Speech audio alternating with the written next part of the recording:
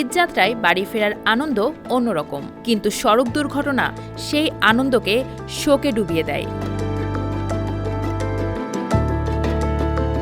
এবার কোরবানির ঈদে সেই সংখ্যাটা বেশ বড়।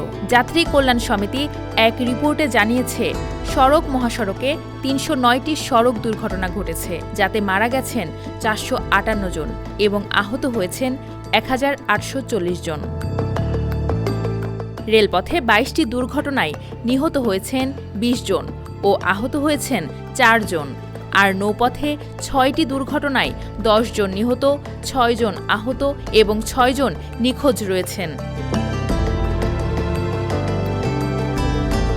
২০২৩ সালের ঈদুল আজহার যাতায়াতের সাথে তুলনা করলে এবার সড়ক দুর্ঘটনা ১১.৫৫%, প্রাণহানি ৫৩.১৭%, আহত ২৩৮.২৩% বেড়েছে।